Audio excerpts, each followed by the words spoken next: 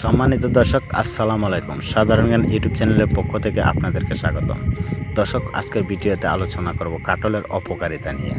কাঁঠাল আমাদের দেশের জাতীয় ফল। কাঁঠালে যেমন উপকারিতা রয়েছে, তেমনি কাঁঠালের অপকারিতাও রয়েছে। এখানে আলোচনা করব কাঁঠালের অপকারিতা সম্পর্কে। তো চলো দর্শক, ভিডিওটি শুরু করা যায়। বন্ধুরা, ভিডিওটি কেউ টেনে টেনে দেখবেন না, নাহলে কথাগুলো বুঝবেন না। যাদের ডায়াবেটিস আছে তাদের কাঁঠাল খাওয়া কিছু বিধিনিষেধ আছে, এবং কিডনি রোগের আক্রান্ত ব্যক্তিদের মধ্যে যাদের রক্ত পটাশিয়ামের মাত্রা বেশি, তাদের কাঁঠাল না খাওয়াই অনেক ভালো। তাছাড়া অধিক পরিমাণে কাঁঠাল খেলে তা বদহজম হতে পারে।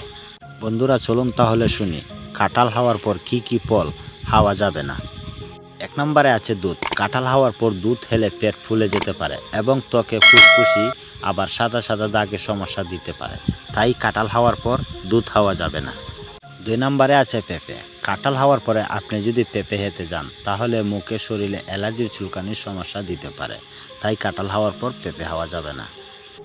3 নম্বরে আছে দেরেশ। কাঁঠাল খাওয়ার পর যদি দেরেশ খেয়ে থাকেন, তাহলে অ্যাসিডিটির সমস্যা দেখা দিতে পারে। তাই কাঁঠাল খাওয়ার পর দেরেশ খাওয়া যাবে না। বন্ধুরা, সর্বশেষ পানি। কাঁঠাল খাওয়ার পর পানি খেলে আপনার মৃত্যু হওয়ার সম্ভাবনা রয়েছে। তাই কাঁঠাল খাওয়ার পর ভুল করেও কেউ পানি খাবেন না। পানি খেলে আপনার মৃত্যু অনিবার্য।